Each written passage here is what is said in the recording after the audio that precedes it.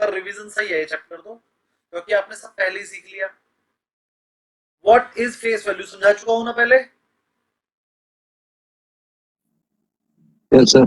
जब शेयर की नई नई कंपनी बनती है तो उसकी एक फेस वैल्यू होती है, हमेशा डिविडेंड उसी के ऊपर मिलता है, वो 10 रुपए या 100 रुपए या 50 रुपए कुछ भी हो सकती है। और जब हम उसको बोनस दे देते हैं, जब हम उसको स्प्लिट कर देते हैं, तो फेस वैल्यू चेंज हो जाती है। फेस वैल्यू मार्केट वैल्यू का कोई रिलेशन नहीं है, मार्केट वैल्यू अपनी अलग होती है, फेस वैल्यू अपनी अलग होती है। Face value is the original value of the share और security assigned by the company, company ने दी होती है व्हेन इट इज इश्यू, जब वो शेयर इश्यू हुआ था तो उसे एक वैल्यू दी जाती है, उसी का नाम है पार वैल्यू या नॉमिनल वैल्यू या फिर फेस वैल्यू।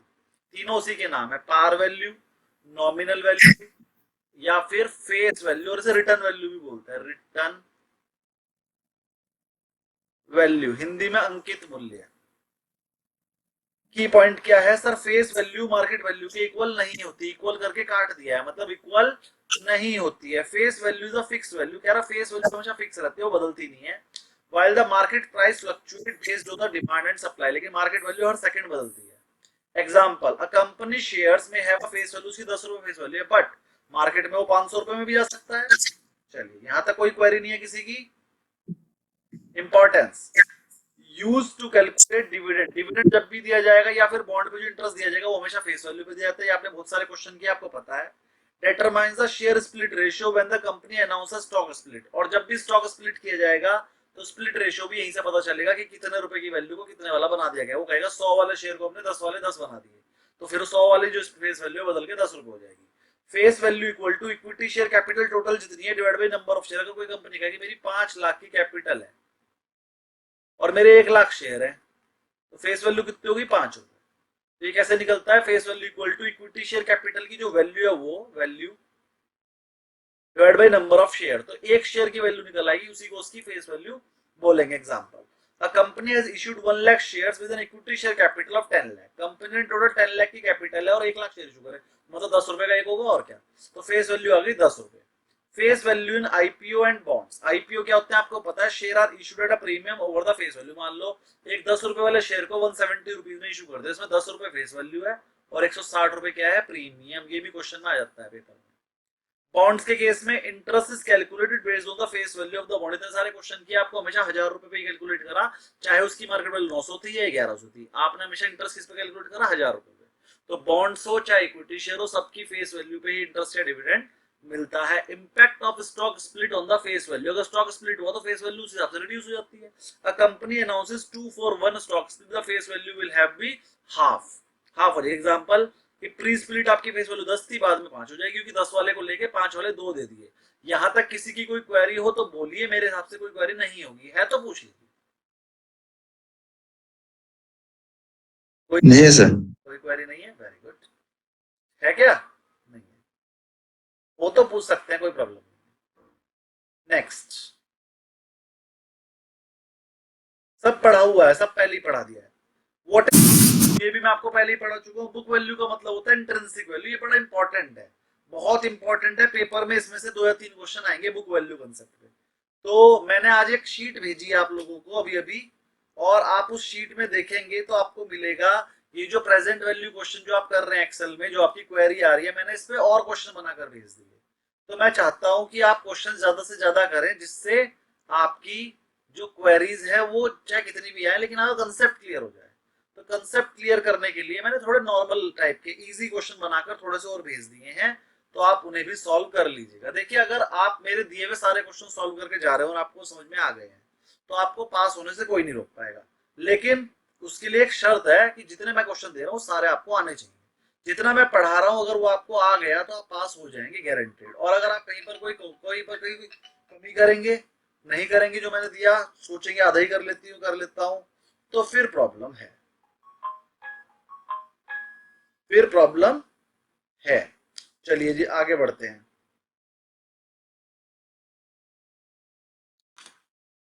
आगे बढ़ते हैं जी। व्हाट इज बुक वैल्यू, बहुत ही इंपॉर्टेंट कंसेप्ट है, मैंने बैलेंस शीट बनाना सिखाया था आपको। इधर फिक्स एसेट आई थी बहुत सारी, लैंड बिल्डिंग प्लांट मशीनरी वगैरह वगैरह, करंट एसेट्स आई थी बहुत सारी, कैश डेटर स्टॉक, थोड़े से लिख देता हूँ, cash debtor stock. Land plant,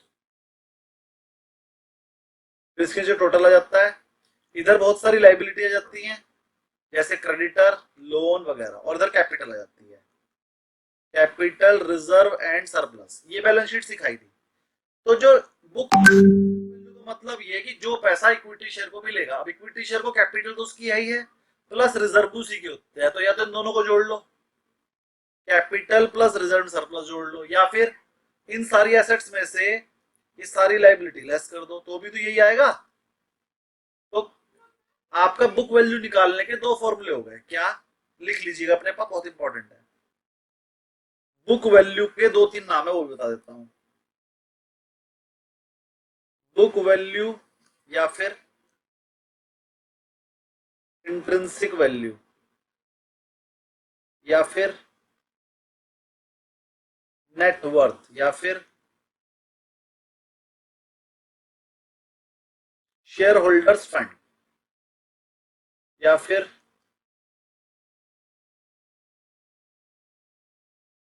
nominal value of share holders.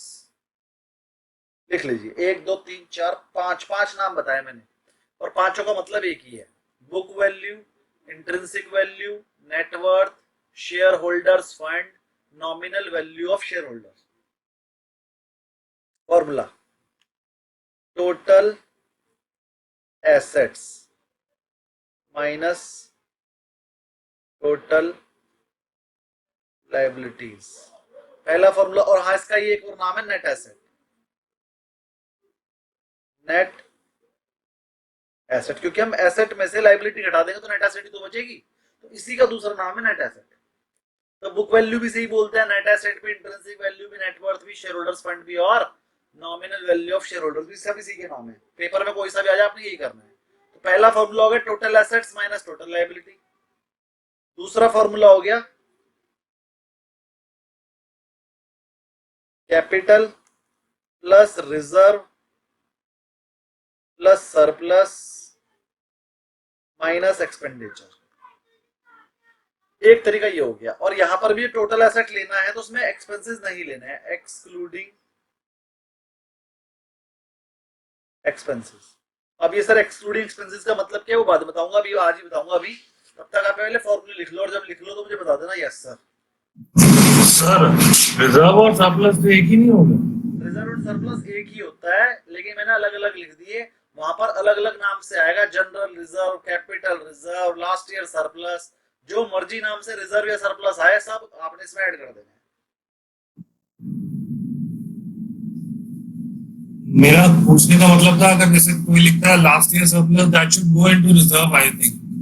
अगर बैलेंस शीट गिवन है तो रिजर्व और सरप्लस अलग अलग भी गिवन हो सकते हैं, और अगर क्वेश्चन गिवन है और उसमें रिजर्व का टोटल बैलेंस दे दिया और फिर वो स्पेसिफिकली बताएगा कि रिजर्व का बैलेंस बता रहा हूं तो उसमें इंक्लूडेड है या नहीं। अब अगर क्वेश्चन में लिखा हुआ है कि total reserve and surplus is 50 lakh and capital reserve is 20 lakh, तो मतलब वो 50 लाख का पार्ट है, तो बैलेंस पूछ रहा होगा 30 लाख बता देना। अगर क्वेश्चन में बैलेंस पूछ रहा होगा तो आपको खुद एनालाइज करना पड़ेगा कि अब अगर मान लीजिए क्वेश्चन में लिखा हुआ है 50 lakh and last year surplus is, total capital, total reserve and surplus बताओ, दोनों को जोड़ देना, फिर तो रिजर्व और सरप्लस को दोनों को जोड़कर बता देना टोटल रिजर्व एंड सरप्लस कितना है। तो ये आपको एनालिसिस करना पड़ेगा कि आपको बता रहा है, आपको क्वेश्चन को खुद समझना पड़ेगा। जी, तो ये लिख लीजिए अपने पास हर्षा जी, आपको वैसे याद होगा लेकिन लिख लीजिए, net assets, book value, intrinsic value, net worth, share holders fund, nominal value of share holder, इन सबका फॉर्मूला एक ही है, क्या, टोटल एसेट्स में से टोटल लायबिलिटी लेस कर दो, लेकिन टोटल एसेट करते समय उसमें एक्सपेंसेस नहीं लेना है, टोटल एक्सपेंसेस हो तो छोड़ देना है। दूसरा फॉर्मूला है कैपिटल में रिजर्व और सरप्लस ऐड कर दो, एक्सपेंसेस लेस कर दो, तो भी net book value of shares आ जाएगी। अब ये जो वैल्यू आएगी ये सारे के सारे शेयर्स की आएगी। अगर आपको इंट्रिंसिक वैल्यू पर शेयर निकालनी हो, इंट्रिंसिक वैल्यू पर शेयर, तो कुछ नहीं, total intrinsic value divided by number of share, जैसे ईपीएस में होता था। अरे भाई टोटल शेयर की वैल्यू पता है, एक की निकालने डिवाइड कर दो, एक की आ जाएगी। दूसरा फॉर्मूला ये हो गया, ये पर शेयर निकालने की हो गया। अगर आपको पता है कि पूरी कंपनी की इंट्रिंसिक वैल्यू 10 लाख है और 1 लाख शेयर है, तो 10 लाख डिवाइड बाय 1 लाख, एक शेयर की वैल्यू हो जाएगी 10 रुपए। ऐसे करके आप निकाल लेंगे। एक फॉर्मूला लिए लिख लीजिए आप। इतना करने के बाद अब ये वाला पॉइंट क्लियर करना रहेगा सर, एक्सक्लूडिंग एक्सपेंसेस का क्या मतलब है, ये कॉपी कर लीजिए, फिर मैं आगे बताऊंगा।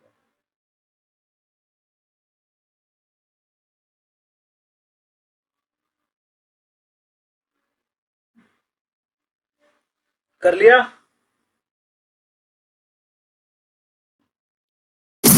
यस अच्छा जी, आपके लिए एक बढ़िया काम कर दिया।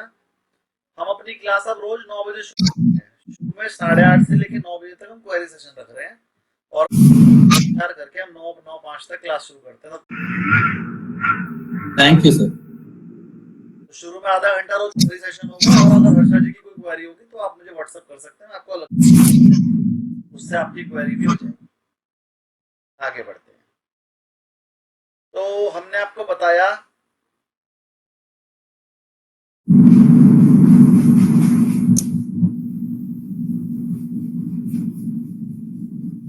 बैलेंस शीट कुछ इस तरह की होगी। यहाँ पर फिक्स एसेट लिखी होंगी बहुत सारी, और कभी एक्सपेंसेस भी लिखा होगा।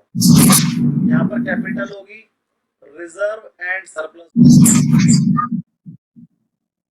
टोटल होगा। तो पहला फॉर्मूला एसेट निकालने का, कैपिटल जोड़ लो, ये ए है, ये बी है, ये सी है, ये डी है, ये ई है, और ये एफ है। तो पहला फॉर्मूला तो है टोटल एसेट सी, उसमें डी प्लस ई ले लो, टोटल एसेट नहीं लेना है, म्यूट हो जाएगी सब, सारी एसेट ले लो, मतलब डी ले लो और ई ले लो, एक्सपेंसेस नहीं लेना, एक्सक्लूडिंग एक्सपेंसेस, और इसमें से लेस कर दो लायबिलिटी। लायबिलिटी क्या है, सी पास। पहला फॉर्मूला हार्कन बರ್ತದೆ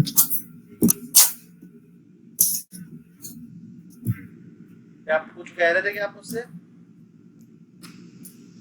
पहला फॉर्मूला है total assets minus total liability. Asset लेते समय डी भी ले लेंगे, ई भी ले लेंगे, एक्सपेंसेस को नहीं लेंगे, तो डी और ई ले ले, टोटल एसेट हो गई। लायबिलिटी लेते हुए कैपिटल और रिजर्व को छोड़ देंगे, बाकी सारे लायबिलिटी ले लेंगे, ये ले लिया, ऐसे ही ले लिया। तो पहला फॉर्मूला तो ये हो गया। दूसरा फॉर्मूला था capital plus reserve and surplus B और माइनस एक्सपेंडिचर यानी कि एफ। दूसरा फॉर्मूला ये है। दोनों तरह से आंसर सेम आएगा, करके देख लेते हैं। मान लो ये 50 है, ये 40 है, ये 10 है, टोटल हो गया 100। मान लो ये 30 है, ये 25 है, 55 और ये 45 है। दोनों तरह से आंसर सेम ही आएगा। देखो डी करा हमने 50 प्लस ई करा 40 माइनस सी कर दिया 45, आंसर आया 45। और इस वाले तरीके से करेंगे तो ए हमने लिया 30, बी हमने लिया 25 और माइनस 10, दोनों तरह से 45 आएगा, दोनों आंसर ठीक है। तो फॉर्मूले समझ में आ गए, दोनों कैसे करेंगे। एक्सपेंसेस को नहीं लेना है फिक्स एसेट लेते समय, बाकी सब चीज लेनी है। और अगर दूसरे फॉर्मूले से निकालना है तो capital plus reserve plus minus expenses करना है। दोनों फॉर्मूलों से आंसर सेम ही आता है। किसी को कोई क्वेरी यहां तक?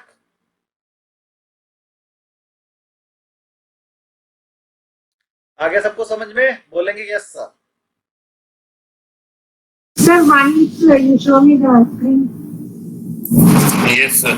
सर अगर किसी रीजन से हमारा आंसर दोनों अलग अलग आ रहे तो कहाँ गड़बड़ कर रहे तो मतलब आप गलत कर रहे हैं, कुछ गलत हो ही नहीं सकता ना भाई। एक बार मैंने कहा है, एक बार मैंने कहा है, देखो जरा मैं ऐड कर रहा हूँ। एक बार मैंने कहा ये दोनों ऐड करके ये लेस कर लो, और एक बार मैंने कहा जो बच गया वो कर लो। जो बैलेंस शीट इक्वल है और बराबर ही रहेगा वो।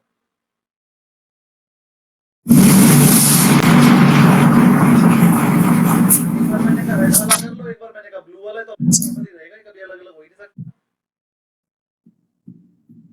बैलेंस शीट में कुछ बचा ही नहीं, जब सारी चीजें ले ली तो ये तो इक्वल ही रहेगी ना बैलेंस शीट। तो ये कभी अलग अलग हो ही नहीं सकता, आप ही गलत कर रहे हो, कोई चीज छोड़ रहे हो। ठीक है करेंगे सब अपने आप को। थोड़ा आगे बढ़ते हैं। मैम आ गया ना समझ में? Yes, sir.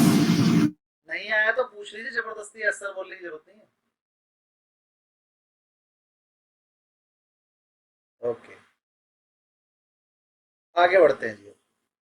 तो बुक वैल्यू हमने आपको समझाया, दोबारा एक बार बता देते हैं थ्योरी में। Book value refers to the net value, इसका नाम है, of the company assets after subtracting all liability, मतलब एसेट्स में से लायबिलिटी लेस कर देंगे। It indicates the value that share holder would receive, जो शेयर होल्डर को मिलेगी उसे बोलते हैं, इसलिए शेयर होल्डर फंड भी बोलते हैं। If the company asset were liquidated, अगर कंपनी की सारे एसेट बेच दी जाए और डेट पेड ऑफ कर दी जाए तो जो पैसा बचेगा उसी को हम book value of the fair बोलते हैं। फॉर्मूला क्या है इसका? Total asset minus total liability. Formula मैंने बताया। एग्जांपल, अगर आपके एसेट 10 लाख की है, लायबिलिटी 4 लाख की है, तो 6 लाख आ गई आपकी बुक वैल्यू। और अगर यही चीज करोड़ में हो जाए तो करोड़ आ जाएगी, उसमें क्या बात है। एक 6 करोड़ ही लिखे थे तो करोड़ आ गई 6 करोड़। दूसरा, बुक वैल्यू पर शेयर निकाल रहा हूं तो 6 करोड़ जो आपकी बुक वैल्यू है तो उसे नंबर ऑफ शेयर्स डिवाइड कर दो। तो हमने 10 लाख से डिवाइड कर दिया तो एक शेयर की वैल्यू 60 आ गई। भी मैं आपको सिखा सकता हूं। अब वो थ्योरी बता रहा है बुक वैल्यू इंपॉर्टेंट क्यों है। वैल्यूएशन इंडिकेटर कह रहा है एक वैल्यूएशन इंडिकेटर भी है। मान लो आपकी बुक वैल्यू किसी शेयर की 100 रुपए है, मतलब अगर कंपनी को आज ही खत्म कर दी जाए तो भी एक शेयर को 100 रुपए मिल जाएंगे। और मान लो उसकी वैल्यू चल रही है 40 रुपए, तो अरे छोड़ो प्रॉफिट लॉस क्या हो रहा है उस कंपनी को अगर आज ही बेच दे तो 100 रुपए तो पर शेयर मिल ही जाएंगे। तो उसकी वैल्यू अगर 40 चल रही है तो खरीद लो। ये एक वैल्यूएशन इंडिकेटर है। अगर वो अपनी बुक वैल्यू से कम पे चल रहा है या बुक वैल्यू के आसपास चल रहा है तो उसे ले लो। इसका मतलब वो अंडर वैल्यूड है अगर वो अपनी बुक वैल्यू से भी कम पे चल रहा है तो। सर अभी डिफेंस के जो शेयर है उनकी कई शेयरों की बुक वैल्यू बहुत ज्यादा है, 150, 165, 60, 80, 100। देखिए जितनी भी बड़ी सरकारी कंपनियां हैं उनकी बुक वैल्यू ज्यादा हो जाती है और फिर भी हमें खरीद के फायदा नहीं है। रीजन अभी प्रैक्टिकल क्वेश्चन पे आ गए आज, अब आएगा क्लास में सबको। अब जरा ध्यान समझिए, मैं आपको बहुत सारी कंपनीज बताऊंगा, बहुत सारी हैं, बहुत सारी। मैं ऐसी कंपनी बता दूंगा जिनकी बुक वैल्यू है 1000 रुपए, शेयर चल रहा है 300 रुपए, मतलब 300 रुपए में शेयर खरीद दो, सारे शेयर खरीद लो उस कंपनी के। अगर आपका पैसा है 300 करोड़ रुपए में और उस कंपनी को भेज दो, 1000 करोड़ मिल जाएंगे आज ही। बहुत इजी तरीका बता रहा हूँ कि कंपनी की बुक वैल्यू है, अगर उसके एसेट्स की वैल्यू निकाल लें और सारी लायबिलिटी पे कर दें तो उनकी बुक वैल्यू आ रही है 1000 करोड़। यानी कि कंपनी को अगर आज करोड़ आ जाएंगे, 1000 करोड़ आ जाएंगे उस कंपनी को अगर आज ही बेच दें। और अगर उस कंपनी के आप शेयर खरीदना शुरू करो, 300 रुपए का चल रहा है, सारे शेयर मिला के मान लो वो जो 1000 करोड़ की चीज थी 300 करोड़ में आ सकती है। तो मुझे ये बताओ, अगर आप उस कंपनी के 100% शेयर खरीद लो तो आप उस कंपनी के मालिक बन जाओगे। मालिक बनने का आप उसे बेचो, जो मर्जी करो, आपका मन है। आप उसको उल्टा नाम कर दो, सीधा कर दो, आप गाली दो सबको, अपने एम्प्लॉइज को, आपकी मर्जी, आपकी कंपनी है। तो जब आपकी कंपनी है तो आप उसे बेच दोगे, कहोगे मैं अपने एसेट्स बेच रहा हूँ, 1000 करोड़ की 900 में बेच रहा हूँ, कोई लेगा? कोई भी ले लेगा। और आपने कितनी खरीदी वो कंपनी? 300 करोड़ की, 600 करोड़ का एकदम प्रॉफिट होगा। लेकिन सरकारी और बड़ी कंपनियों में ऐसा हो ही नहीं सकता, सरकार बेचेगी नहीं। तो क्योंकि सरकार अपनी हिस्सेदारी बेचेगी ही नहीं तो इसलिए वो डाउन पे ही चलती रहती है, 300 करोड़ पे चलती रहती है। अब उसकी 90% होल्डिंग सरकार के पास है, सरकार कभी बेचेगी नहीं, चाहे 50,000 करोड़ दे दो, वो बेचेगी नहीं। तो इस वजह से वो अपनी अंडर वैल्यूड स्थिति में ही चलती है और सरकार काम कर नहीं रही, सरकार काम भी नहीं कर रही उस कंपनी पे, इसलिए उसकी वैल्यू भी नहीं बढ़ रही। जब प्रॉफिट ही नहीं हो रहा तो पैसा क्यों लगाएगा कोई? और सरकार बेचेगी भी नहीं तो इसलिए अंडर वैल्यूड भी रहेगा वो हमेशा। एग्जाम्पल एनएचपीसी और बहुत सारे हैं। Example illicit investment. Illicit investment आज से कुछ 6 महीने पहले, 1 साल पहले 4 रुपए का शेयर था। इलिसिट इन्वेस्टमेंट गवर्नमेंट कंपनी नहीं है, प्राइवेट कंपनी है। अब इलिसिट इन्वेस्टमेंट 4 रुपए का शेयर था, तो मेरे जैसे कुछ बंदों ने बोला रही है तो अपनी बुक वैल्यू से भी कम चल रहा है। हमारे हिसाब से उसकी बुक वैल्यू 2 लाख रुपए पर शेयर, मतलब उसकी बुक वैल्यू कैलकुलेट करो तो पर शेयर की वैल्यू 1.5 से 2 लाख रुपए आ रही है और शेयर चल रहा है 4 रुपए में। तो हम रोज अपनी बिड लगा के बैठ जाते थे 5 रुपए की, लेकिन कोई बेचने ही नहीं आता। तो बिड लगाने का फायदा क्या? फिर एक दिन सेबी ने बोला कि अगर कोई शेयर अपनी बुक वैल्यू से कम पे चल रहा है तो उससे अपनी सही वैल्यू पे चलना पड़ेगा, प्रमोटर को उसकी सही वैल्यू बतानी पड़ेगी। तो उसी दिन वो सीधा 4 रुपए से 2 लाख रुपए का हो गया शेयर एक ही दिन में। ना किसी ने खरीदा ना किसी ने बेचा, लेकिन उसकी वैल्यू 4 रुपए से बढ़ के 2 लाख हो गई। एलिसिड इन्वेस्टमेंट सर्च करिएगा, एशियन पेंट कंपनी की प्रमोटर है एलिसिड इन्वेस्टमेंट। एलिसिड हाँ सर, पता है सर। हाँ जी सर ये न्यूज़ आई नहीं सर। हाँ, लेकिन सर किसी ने खरीदा नहीं, बेचा नहीं, तो ऐसे कैसे 2 लाख मिलेगी? सेबी ने रूल बनाया था उस एक दिन के लिए कि जिसकी वैल्यू अगर अंडर वैल्यूड है तो आज अपनी सही वैल्यू बता सकता है कंपनी की। उन्होंने कहते जी हमारे हिसाब से इसकी बुक वैल्यू 1.5 लाख रुपए है, तो उस दिन वो बुक वैल्यू पे लिस्ट हो गया था। आज भी उसकी वैल्यू 1 लाख रुपए के आसपास होगी, ना आपको मिलेगा, ना आप खरीद सकते ना बेच सकते। अगर आपके पास है तो आप बेच नहीं पाओगे, और अगर आपको खरीदना है तो आप खरीद नहीं पाओगे, ट्रेड ही नहीं होता उसके अंदर। लेकिन बहुत बड़ी है, एशियन पेंट की प्रमोटर है एलिसिड इन्वेस्टमेंट, और एलिसिड इन्वेस्टमेंट के पास एशियन पेंट के यानी कि अगर एशियन पेंट कंपनी बेच दी जाए पूरी, उसका 70% हिस्सा एलिसिड इन्वेस्टमेंट को मिलेगा। और उसके अलावा पास और भी बहुत सारी कंपनियों के शेयर हैं, तो अगर उस शेयर की सबकी वैल्यू जोड़कर LSD number of share divide कर दिया जाए तो वैल्यू लगभग 2 लाख रुपए के आसपास निकलेगी। यानी कि बुक वैल्यू 2 लाख रुपए है, लेकिन शेयर चल रहा है आज भी 1 लाख रुपए पे, लेकिन चले कितने पे भी जब ट्रेड ही नहीं हो रहा तो क्या दिक्कत है। तो वैल्यू कम ज्यादा वाली बहुत सारी कंपनी मिल जाती है, लेकिन आपको बुक वैल्यू समझ में आ गया ना अच्छे से क्या है। सारी एसेट्स में से सारी लायबिलिटी लेस कर दो तो बुक वैल्यू बोलते हैं, नंबर ऑफ शेयर तो बुक वैल्यू पर शेयर बोलते हैं। सर एक क्वेश्चन, जी जी बोलिए। सर एक स्टॉक की market value is less than book value, तो it is under value, just explain. So will it be right, so will it be right for an analyst to give a buy recommendation because one day or the other it will reach its book value? If company is profitable और long term में भी उसके डूबने के कोई chance नहीं है। If company मैंने कहा बहुत हाई प्रॉफिट है, लॉस में नहीं होनी चाहिए, क्योंकि कंपनी अगर बुक वैल्यू से कम, One of such example, एक कर्नाटका बैंक की market value and book value में बहुत डिफरेंस है। कर्नाटका बैंक लॉस में है ना, हाँ वो फिर वो बढ़ता नहीं, इसीलिए बुक वैल्यू से। अरे बेवकूफ थोड़ी है इन्वेस्टर, सबको पता है बुक वैल्यू लॉस में। भाई कोई चीज 100 रुपए की आ जाए, उसकी बुक वैल्यू 100 रुपए की है, लेकिन सबको पता है कि वो जो है अगले 2-3 साल 4 साल लॉस ही करेगा। तो आज 100 रुपए है, 4 साल बाद उसकी बुक वैल्यू 80 रह जाएगी, तो उन्होंने आज ही 80 कर दी उसकी वैल्यू। जब इस कंपनी ने करने के लिए 4 साल लॉस है तो उसको आज ही 80 रुपए कर दो ना, वरना वो 4 साल बाद 80 हो जाएगा। इसलिए बुक वैल्यू, क्योंकि रियांशी बेटे गेट कौन बंद करेगा?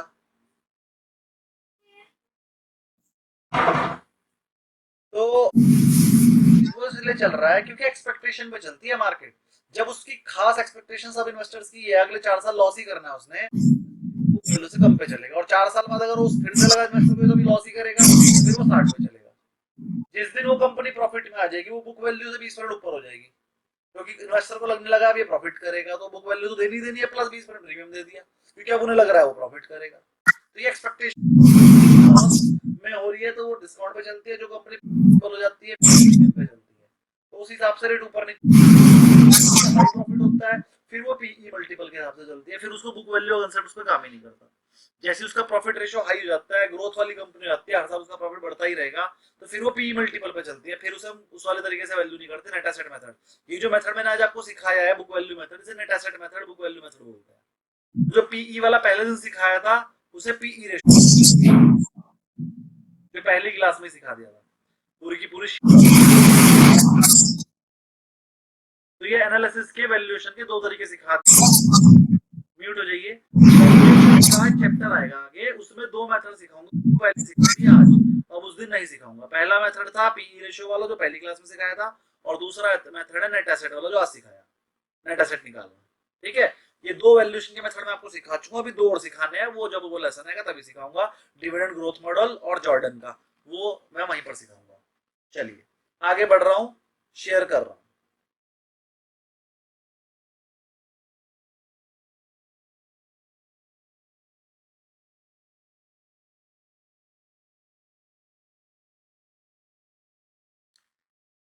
चलिए, used in price to book value ratio. Price to book value का मतलब, सर अगर प्राइस टू बुक वैल्यू छोटा है मतलब सर प्राइस कम है तो ये अंडर वैल्यूड है। अगर प्राइस आपकी बुक वैल्यू से ज्यादा है तो मतलब ये 1 से ज्यादा आएगी, तो मतलब फिर ये over valued, expected growth. Over valued तभी होता है जब इन्वेस्टर को ग्रोथ दिखाई दे रही हो।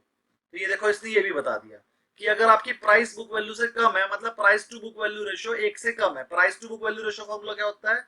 Price upon book value. Price to book value equal to price upon book value. तो अगर वो 1 से कम आया मतलब प्राइस कम है तो अंडर वैल्यूड बोल देंगे। अगर ये प्राइस टू बुक वैल्यू 1 से ज्यादा आया तो मतलब ये ओवर वैल्यूड है, मतलब कंपनी के इन्वेस्टर्स में ग्रोथ सोच रहे होगी। किसको ये वाली बात समझ में नहीं आई वो बताइए। Price to book value less than 1, sir एक बार वैल्यू एक्चुअली बोल दीजिए सर। कम है या क्या बोल दूं? जो इसकी प्राइस 1 है तो 1 क्या मतलब उसकी प्राइस है या फिर एज्यूम्ड है? बता देता हूँ।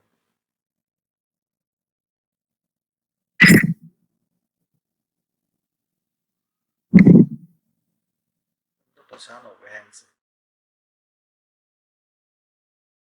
सिर्फ आप लोगों को पढ़ाते समय ये वर्ड खोलते हुए हैंग करता है पूरे दिन, बाकी पूरे दिन से कोई प्रॉब्लम नहीं होती। 10-10 विंडो खोल के मैं ट्रेडिंग करता हूँ इसी के अंदर। चलिए मान लीजिए किसी कंपनी का प्राइस, यार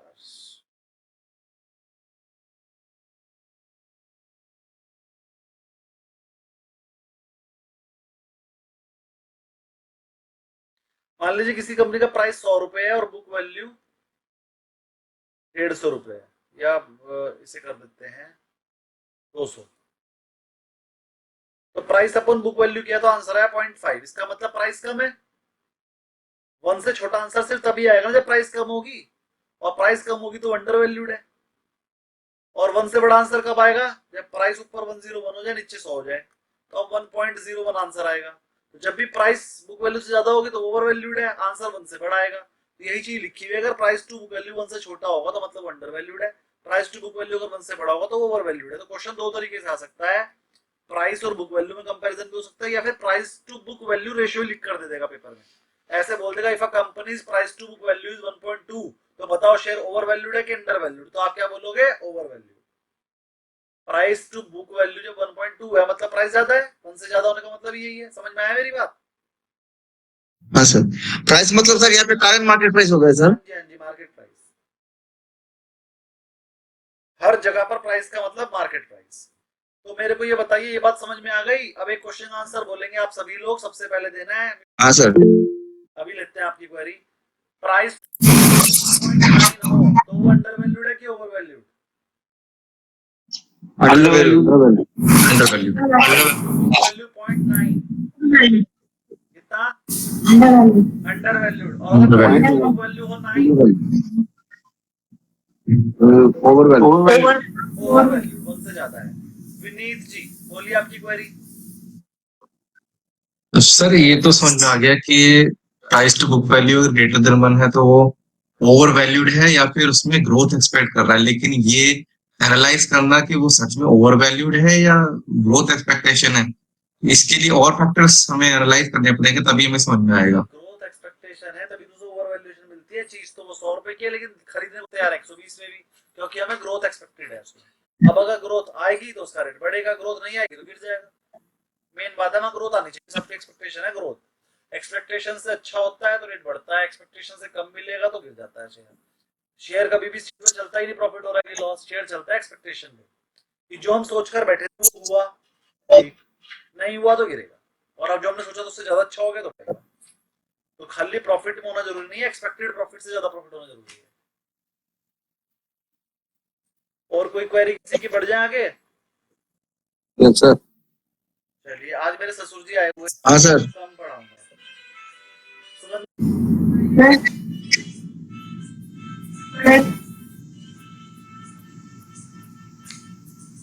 सुगंधा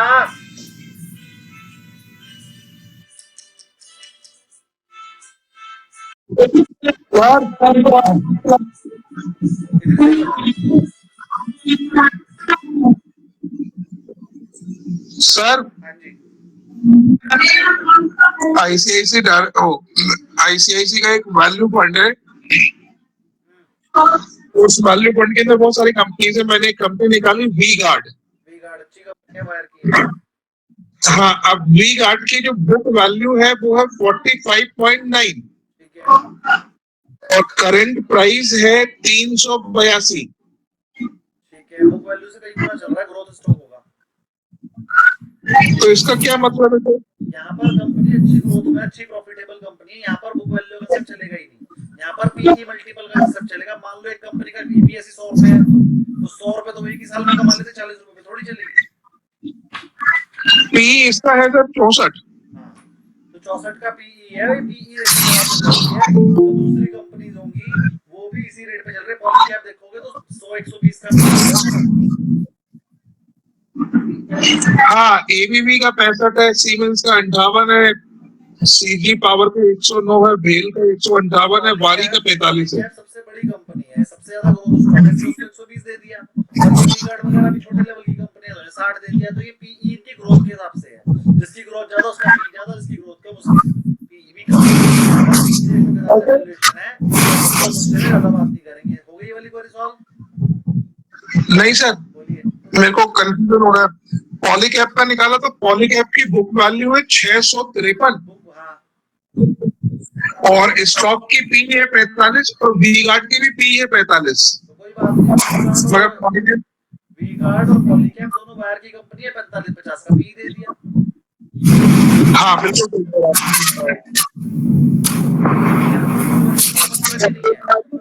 मतलब है, और अगर किसी हाँ? कंपनी की ग्रोथ ज्यादा हो तो उसे पी 70 का भी दे सकते हैं।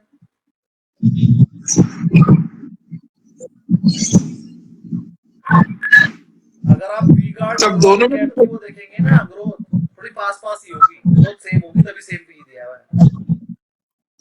हाँ, तो अब दोनों में से सेलेक्ट करने की कौन सी ज्यादा अच्छी होगी, तो ये पीवी रेशियो वाले से अपन क्या पैरामीटर देखते रेशियो से नहीं करेंगे, जब दोनों को पीई सेम मिला हुआ है तो मतलब सेम रेट पे मिल रही है। अब हम चेक करेंगे ग्रोथ किसमें ज्यादा है, जिसमें ग्रोथ ज्यादा होगी वो खरीद लेंगे। तो वो कैसे पता करेंगे सर? ग्रोथ भी तो गिवन होती है, वहीं पर स्क्रीनर पे ग्रोथ कितनी कर रही है कंपनी हर साल, प्रॉफिट कितना बढ़ रहा है। आरओसी है 31% और आरओई है 22%। दोनों में नहीं, ये पॉलीकैब में आरओसी है 31 और दूसरी में दूसरी में है वी गार्ड 19। 21 और 19 पास पास है, चलो। और ग्रोथ देखो, ग्रोथ इन सेल्स, ग्रोथ में change in sales, change in profit लिखा होगा। हाँ, वो तो अब नीचे देखना पड़ेगा। तो मतलब 3-4 चीजें देखते हैं कि आरओसी आरओई कितनी है, ग्रोथ कितनी है, फिर जिसकी चीजें सब ज्यादा होती है उससे ज्यादा पी मिलता है, और अगर सेम पी पे मिल गई तो जिसकी चीज ज्यादा होगी वो खरीद लेंगे। पॉलीकैब इसीलिए हाँ। मैंने पॉलीकैब की सब चीज ज्यादा ही मिलेगी। तो इसीलिए आईसीआईसी डायरेक्ट ने उस स्टॉक को अपने फंड में रखा है कि आज नहीं तो कल वी गार्ड जो है बड़ा बनेगा। हाँ, वी गार्ड बहुत छोटी कंपनी है ना, कल को बड़ी बन सकती है, ग्रोथ भी उसमें अच्छी होगी, तो उसने ले लिया। आईसीआईसी को लग रहा है वो कल को बड़ी कंपनी बन सकती है, तो ठीक है। पॉलीकैब तो पहले से ही बड़ी है, और कितनी बड़ी बनेगी। चलिए, मैंने एक शेयर बताया था, कौन सा था वो जो 3% बढ़ गया आज एक दिन से, 1 घंटे में? Astral sir. एस्ट्रल भी बताया, और भी बताया, तुझे आज ही बताया। एस्ट्रल तो पहले का था, एक आज बताया था। गोदरेज प्रॉपर्टी। गोदरेज प्रॉपर्टी, हाँ। 80-85 रुपए बढ़ गया था आज 1 घंटे में, और एक लॉट पे सबने मेरे को स्क्रीनशॉट भी भेजे, सबने बुक किया प्रॉफिट। तो भैया फीस तो तुमने निकाल ली सबने। एक वो पी हमारा पतंजलि फंसा हुआ है, लेकिन अभी वो तो मुझे लग रहा है वो 10-12 बंदों की फीस ले जाएगा भैया की। कोई बात नहीं, आ जाएगा ऊपर। मैंने भी होल्ड किया, बल्कि मैंने आज से एवरेज किया, एक और लॉट ले लिया। और एक मैंने अंबुजा बताया था, वो भी प्रॉफिट में निकल अभी एवरेज कर रहा है सर उसको। हाँ, मैंने एवरेज कर लिया, एक लॉट और ले लिया है। और एक उसमें भी अच्छा प्रॉफिट हुआ, बैंक ऑफ बड़ौदा। आज बैंक ऑफ बड़ौदा भी मैंने कुछ दिन पहले बताया था, और वो आज 3-4 मेरे पास वो भी है। और भी 1-2 शेयर बोले थे आज, मैंने, मुझे याद नहीं आ रहा। आज बीसॉफ्ट भी बोला है सर, बीसॉफ्ट हाँ, बीसॉफ्ट भी बोला है वो, लेकिन बड़ा नहीं है अभी। और एक और शेयर बोला था मैं बीसॉफ्ट के अलावा, वो बड़ा है आज वो। हाँ, गोदरेज प्रॉपर्टी तो बढ़िया, लेकिन मैंने बेचा नहीं है अभी, मेरे पास है, कल को बेचेंगे थोड़ा और प्रॉफिट लेके। और एक मैंने वो लिया था, प्रॉफिट बुक कर लिया, और एक और लिया था, उसमें 50,000 का प्रॉफिट बुक किया आज मैंने एक ही लॉट में। वो भी मैंने बोला था, मतलब मैंने अगर आपको 10 शेयर दिए हैं तो 10 में से 9 चल गए हैं, बस एक पतंजलि छूट गया है, और वो अभी मैंने बेचने के लिए कहा नहीं है, उसे होल्डर। बाकी 9 के 9 शेयर एक ही दिन में 3-4% चले हैं, लेकिन मार्केट गिरी हुई है। मार्केट गिरने के बाद भी हमारी 9 की 9 कॉल चल गई 10 में से, और सारे के सारे मैंने एक ही तरीके से निकाले थे ऑपरेटर डेटा। ऑपरेटर डेटा बहुत काम की चीज है, और 1-2% नहीं भागता है। कितने भी बड़ा टेक्निकल वाला बंदा होगा, आपको आधा %, 1%, 1.5-2% तक की मूव बताएगा, लेकिन ये ऑपरेटर डेटा है जो आपको 5-5% की मूव बताता है, और जब भी खरीदते हो अगले दिन 5% भागता ही भागता है। अब 2 दिन से मार्केट लगातार गिर रही है, तो भाग रहा है। म्यूट आ जाइए, जो भी म्यूट नहीं है प्लीज।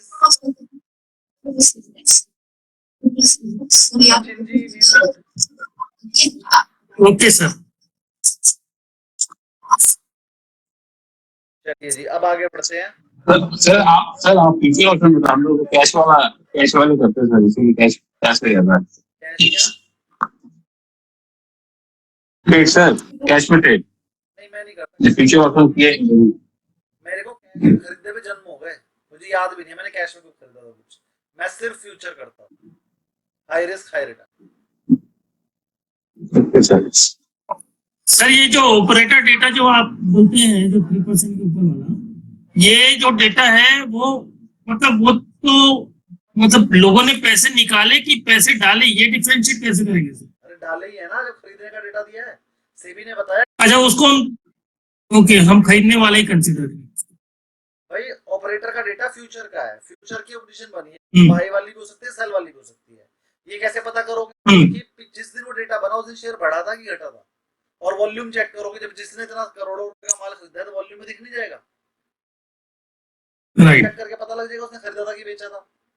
और अगर उस दिन की ठीक। पता चल रहा तो अब अगले दिन क्या हो रहा है, ऑपरेटर ने अगर खरीदा होगा तो अगले दिन बढ़ेगा, ऑपरेटर अगर बेचा होगा तो अगले दिन घटेगा, घट रहा है तो हाँ मतलब उसको प्रिडिक्ट करना पड़ेगा कि वो बाय के साइड है कि सेल के साइड है, मैं वो पिछले देखना कई सालों से पड़ेगा। कर रहा हूँ, 10 में से 9 जी। बार खरीदा हुआ ही निकलता है।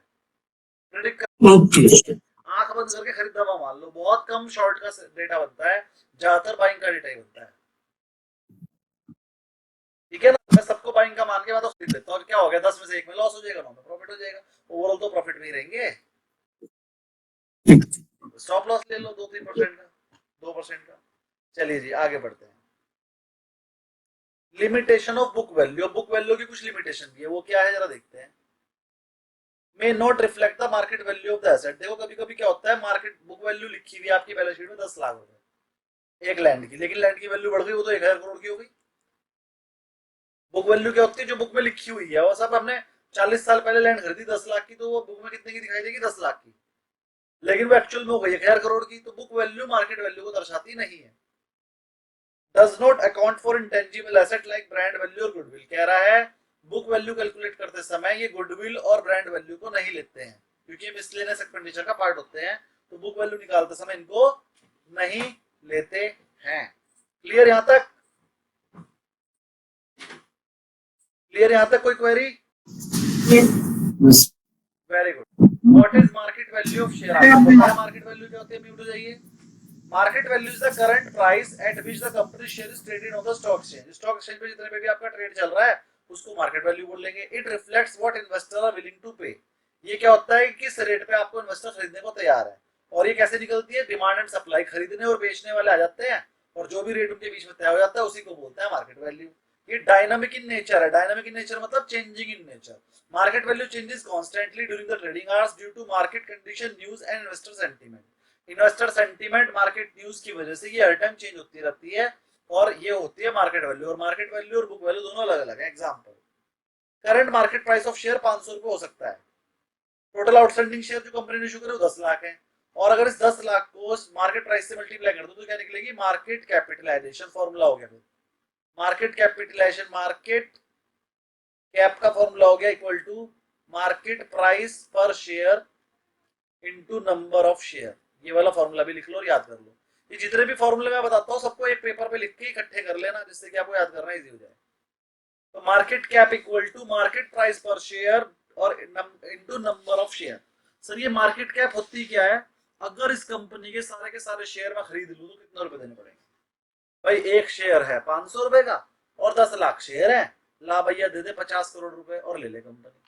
तो मार्केट कैप का मतलब इस कंपनी के सारे शेयर की वैल्यू कितनी आज के दिन, तो सारे के सारे share multiplied by value of one share, तो टोटल मार्केट कैपिटलाइजेशन निकल गई 50 करोड़। आगे बढ़ते हैं। Factors affecting market value. Sir किस किस फैक्टर से मार्केट वैल्यू में फर्क पड़ता है? पहला सबसे इंपॉर्टेंट फैक्टर अर्निंग।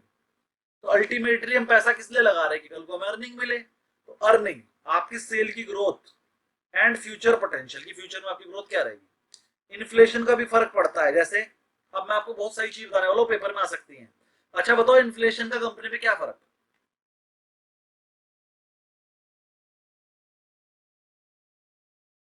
बताइए। डिमांड थोड़ा कम हो सकती है सर, महंगाई बढ़ेगी, पैसा नहीं रहेगा लोगों के पास। तो कौन सी कंपनी इसकी? ऑटो कंपनीज की। एक मिनट, अगर इन्फ्लेशन बढ़ेगी तो आप कह रहे हो ऑटो कंपनीज की डिमांड कम हो जाएगी, कोई लॉजिक नहीं दिखाई दे रहा। ऑटो कौन खरीदता है? एक मिनट, कार कौन खरीदता है? ज्यादातर अमीर लोग। छोटी कार भी जो खरीदते हैं, एफएमसीजी सब, मैं आपको बताता हूँ, कार कौन खरीदता है? अमीर लोग। छोटी कार भी कौन खरीदता है? जो थोड़ा अमीर है। गरीब लोग तो साइकिल खरीदते हैं, स्कूटी खरीदते हैं, कार नहीं खरीदते। तो ऑटो कंपनी पे इन्फ्लेशन का कोई फर्क नहीं पड़ता, उनपे पड़ता है इंटरेस्ट रेट का। उनपे जैसे इंटरेस्ट सर गरीबों में भी, हाँ जी, गरीबों में भी फर्क पड़ेगा, गरीबों को भी फर्क पड़ेगा रोजमर्रा की चीजें खरीदने में। अभी आपने ऑटो कंपनी दिया वो गलत है, मैं ये कह रहा हूँ रोजमर्रा की चीजें एफएमसीजी कंपनियों में फर्क पड़ेगा। अगर मान लीजिए इन्फ्लेशन बढ़ेगी तो सबसे पहला फर्क पड़ेगा एफएमसीजी कंपनी। एफएमसीजी मतलब खाने पीने की चीजें, चावल दाल आटा, इन सब की डिमांड पे फर्क पड़ेगा, टूथपेस्ट पे फर्क पड़ेगा, मसालों पे फर्क पड़ेगा, मतलब Colgate company, ITC company, Marico company, इन सब पर असर पड़ेगा। क्लियर? Yes sir. हाँ, तो अगर मान लीजिए इन्फ्लेशन बढ़ जाए तो किन पे फर्क पड़ेगा? एफएमसीजी कंपनीज पे। और मैं बता देता हूँ किस पे फर्क पड़ेगा, गांव पे फर्क पड़ेगा, क्योंकि इन्फ्लेशन बढ़ते ही सार क्या होता है, उनकी अपनी जो इनकम है उनकी वो लिमिटेड है, उन्हें तो फसल बेचनी है। अब गेहूं का रेट तो वही है और इन्फ्लेशन बढ़ गई, तो जो गांव वाले हैं उनके हाथ में पैसा कम आएगा तो गांव से रिलेटेड जितनी चीजें हैं उन पे फर्क पड़ेगा। शहर वालों की जो इनकम होती है वो होती है इन्फ्लेशन रिलेटेड। अगर इन्फ्लेशन बढ़ती है तो उनका तो बिजनेस है, उनकी इनकम बढ़ जाती है। इन्फ्लेशन बढ़ती है तो गवर्नमेंट एम्प्लॉय उनकी सैलरी बढ़ जाती है। लेकिन गांव वालों की इनकम होती है इन्फ्लेशन से हटा के। इन्फ्लेशन जितनी मर्जी बढ़ती रहे, इन्फ्लेशन को कंट्रोल करने के लिए उनका चावल गेहूं आटा ही कम कर देंगे। इन्फ्लेशन जब भी बढ़ती है गवर्नमेंट क्या करती है, कहती है भैया गेहूं का रेट कम कर दो, इन्फ्लेशन कंट्रोल हो जाएगी, है ना। मसाले कम कर दो, गन्ने का रेट कम कर दो, चीनी का रेट सस्ता करो, है ना, प्याज सस्ती करो, पेट्रोल सस्ता करो, हर चीज और सस्ती कर देती है उल्टा, तो बेचारा किसान तो मर ही जाता है। तो जो गांव वाले होते हैं मतलब एग्रीकल्चर हाँ जी, एग्रीकल्चर इंडस्ट्री में फर्क पड़ेगा। अब एग्रीकल्चर से रिलेटेड इंडस्ट्री क्या है? एफएमसीजी, है ना, जैसे कोहिनूर फूड्स, पतंजलि, जैसे कि Marico, Dabur, Colgate, ITC, Nestle, इन सब पे फर्क पड़ेगा। दूसरा फर्क किस पे पड़ेगा? ट्रैक्टर पे। ट्रैक्टर कंपनी, ट्रैक्टर कौन खरीदता है? गांव वाले। अब उनमें पैसे ही नहीं होंगे तो ट्रैक्टर कहां से खरीद लेंगे? ऑटो कंपनियों पे कोई फर्क नहीं पड़ेगा, ट्रैक्टर कंपनी में फर्क पड़ेगा। ट्रैक्टर कैसे? आयशर, ठीक है, महिंद्रा एंड महिंद्रा, इन पे फर्क पड़ेगा। तीसरा फर्क बताइए किस पे पड़ेगा? खाद कंपनियों पे, तो फर्टिलाइजर खाद कंपनियों पे, क्योंकि अगर पैसा कम होगा तो वो खाद। चौथा असर किस पे पड़ेगा? Electrical pumps, machineries. नहीं पड़ेगा, खेती तो करेंगे ही, इलेक्ट्रिकल पंप तो जितने बिकने हैं वो बिकेंगे, इतना कोई डायरेक्ट असर नहीं है इन्फ्लेशन का। तो जो मैंने बताया इन्फ्लेशन पे इतना ही आएगा। चलिए आगे बढ़ते हैं थोड़ा सा और। हाँ जी, नेक्स्ट है हमारे पास इन्फ्लेशन हो गया। इंटरेस्ट रेट बताइए, इंटरेस्ट रेट का फर्क किस किस पे पड़ता है? FDs, bonds, loans. एक मिनट सोच समझ के बोलिए, मैं बोल रहा हूँ कौन सी कंपनी पे फर्क पड़ता है इंटरेस्ट रेट का। मैं एफडी बोल ऑटोमोबाइल। इंटरेस्ट रेट का सबसे ज्यादा असर पड़ता है ऑटो कंपनीज पे, क्योंकि ज्यादातर ऑटो जो कार वगैरह वैन वगैरह ली जाती है वो लोन लेके ही ली जाती है। बैंकिंग सेक्टर पे कोई फर्क नहीं पड़ता। बैंक को तो अगर इंटरेस्ट रेट बढ़ा तो वो आगे इंटरेस्ट रेट बढ़ा कर दे देंगे। आपको पीछे से 6 पे मिलता था, इंफ्रा हाँ पहले तो पड़ता है। इंफ्रा नहीं बोलते उसे बोलते हैं रियल्टी सेक्टर, क्योंकि प्लांट जो भी आप लैंड वगैरह घर वगैरह खरीदते हो वो हमेशा लोन लेके ही खरीदते हो। तो सबसे बड़ी दो इंडस्ट्री है, एक तो रियल्टी सेक्टर और दूसरा auto sector, automobile. Interest rate का फर्क पड़ेगा। तीसरा बताइए कौन है? Sir manufacturing organisation. सीमेंट पे भी, क्योंकि अगर आप घर खरीदेंगे, अगर आप घर ही नहीं खरीदेंगे तो सीमेंट नहीं बिकेगा। चौथा कौन सा है? पाइप की कंपनियां, वायर की कंपनियां, क्योंकि घर भी बनेगा तो वायर नहीं बिकेगी, पाइप नहीं बिकेगा। एस्ट्रल हो गई, पॉलीकैब हो गई, सब गिरेंगे अगर इंटरेस्ट रेट बढ़ेगा। और अगर इंटरेस्ट रेट घटेगा तो सब बढ़ेंगे। एस्ट्रल हो गई, ये इंफ्रास्ट्रक्चर की जितनी कंपनीज है ये। क्लियर? अब आ जाओ, इंटरेस्ट की जगह अगर सीआरआर कम हुए तो किस पे फर्क पड़ेगा? सीआरआर, कैश रिजर्व रेशियो किसके पास होता है? बैंक के पास। ये वो रेशियो होता है बैंक को आरबीआई के पास अपना रखना पड़ता है। अब मान लो सीआरआर 2% घट जाए या आधा % घट जाए, तो आधा % घटने से ही बैंकों के कई हजार करोड़ रुपए फ्री हो जाते हैं, जिस पैसे को वो लोगों को बैंक को फायदा होगा। जी बोलिए। बैंक को फायदा होगा।